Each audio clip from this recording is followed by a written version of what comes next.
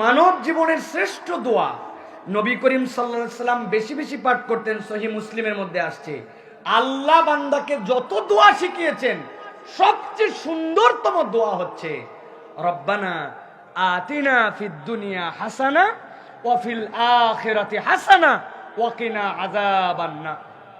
মানব জীবনে আল্লাহর দেওয়া শ্রেষ্ঠ নিয়ামত। যত প্রয়োজন, যা লাগবে, যেখানে থেকে যাবেন, যেখানে পারতেছেন না, আগে এই দোয়া পড়ে নিবেন, তারপরে অন্য কোনো কথা। পারবেন ইনশাআল্লাহ?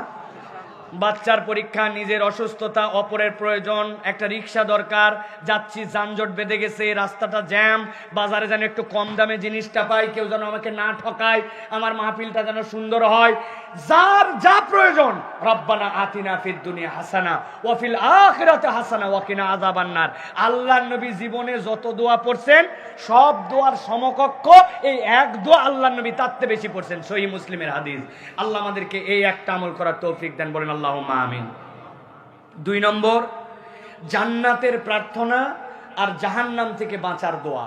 এটা আমাদেরকে বেশি বেশি করতে হবে।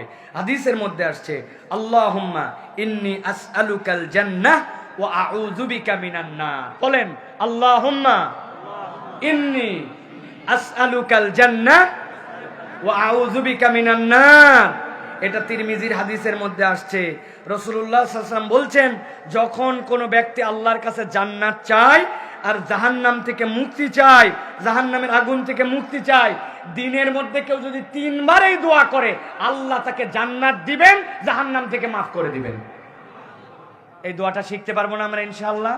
তাহলে প্রথমটা রব্বানা আতিনা, 2 নম্বরটা জান্নাত চাই, জাহান্নাম থেকে মুক্তি চাই, 3 নম্বর দোয়া ইউনুস, সকল দোয়ার বাপ। এইটা আমরা বলি না, এবার তোর বাপ আইছে, দেখ কি খেলা হয়।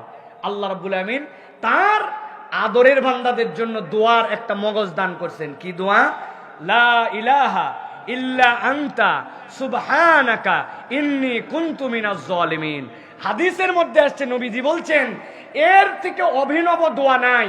এই দোয়ায় 3টা অংশ আছে। প্রথমটাতে লা ইলাহা ইল্লাল্লাহ, কালেমা শরীফ। তারপরে কি আছে?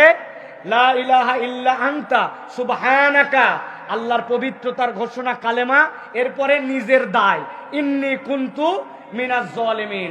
লা ইলাহা ইল্লা আনতা, পবিত্র কালেমা, এরপরে আল্লাহর পবিত্রতার ঘোষণা, এরপরে আমার অপারগতা। কোন বান্দা যদি আল্লাহর কালেমায় তৈয়বকে আগে রাখে, এরপরে আল্লাহর পবিত্রতার ঘোষণা দেয়, তারপরে নিজের অপারগতা জানায়, আল্লাহ ওই বান্দার যত সমস্যা আছে এর দ্বারা দূর করে দেন। সুবহানাল্লাহ।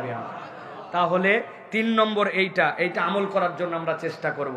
4 নম্বরে তওবার একটা দোয়া আছে, নবী করিম সাল্লাল্লাহু আলাইহি ওয়াসাল্লাম শিখিয়েছেন আমাদেরকে।